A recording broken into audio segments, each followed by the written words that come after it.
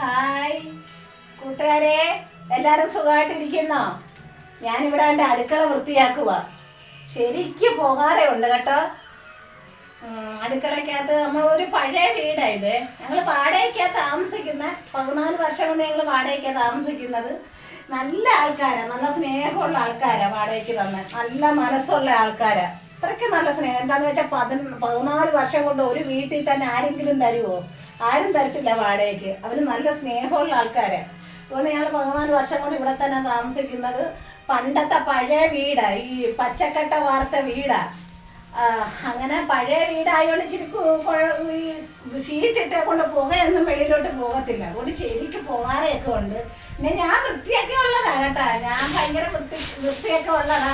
പിന്നെ അടുക്കള തീ കത്തിക്കുമ്പോൾ ഇങ്ങനെ ശരിക്കും പോകാറയാണ്.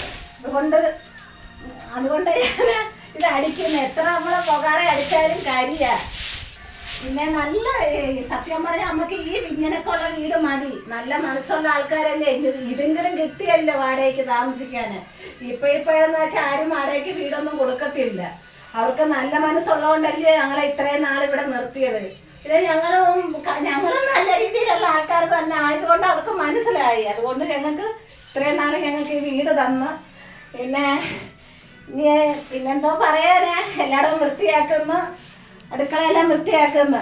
ദിവസം ഇനി ഇല്ലല്ലോ, ഒരേ ജോലി ഒതുക്കാന്ന് ഓർത്തായിരുന്നു. കണ്ടോ, ഞാൻ അടുക്കള വൃത്തിയാക്കിക്കൊണ്ടിരിക്കുക. എൻ്റെ അടുക്കളയൊക്കെ കണ്ടോ.